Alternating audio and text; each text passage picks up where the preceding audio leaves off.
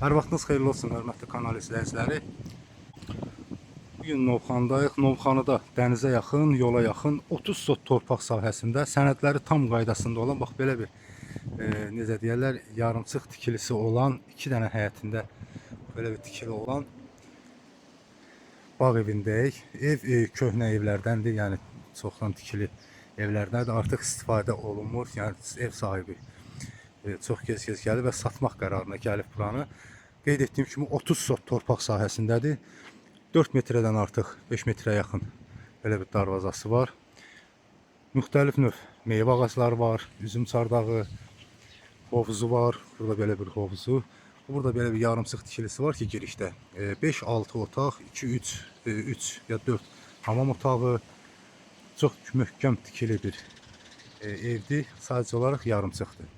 Burada isə 4 otaqlı, 2 hamam otağı, mətbəxi, burada bax belə bir qarajı, qaraj deyəndə, yəni bax belə bir yer var ki, buradan tam istifadə etməli. Sadəcə olaraq təmir işlər lazımdır. Burada bu evlərdə təmir işlər lazımdır. Burada da belə bir girişi, yəni üstünə göründüyü kimi də belə bir beton vurulub, armaturlardır, çox qalın armaturlardır. Keyfiyyətli tikilisi var. Sadəcə burada qapılar bağlı olduğu üçün bu hissələrə keçib evə baxa bilmirik. Burada bax həyətini göstərim. 30 sot torpaq sahəsində tikilib. Sənədlər də tam qaydasındadır. Evin də torpağında sənədləri var. Buradan da belə bir tikilisi. Belə bir geniş. Burada isə hovuzu. Belə bir hovuzu var.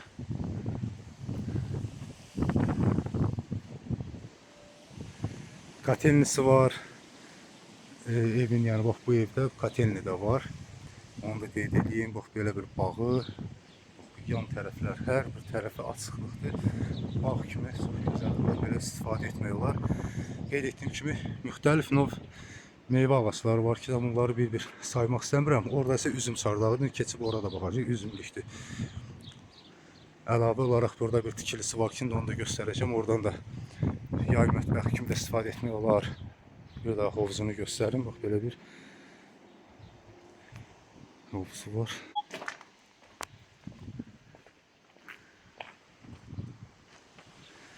Burada da altda belə bir garaj yeri var ki.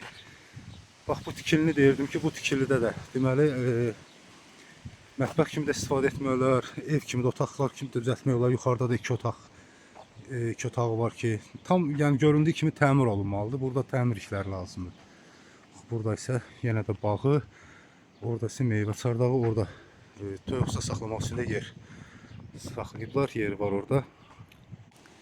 Tikilini bir daha göstərim. Belə bir tikilisi.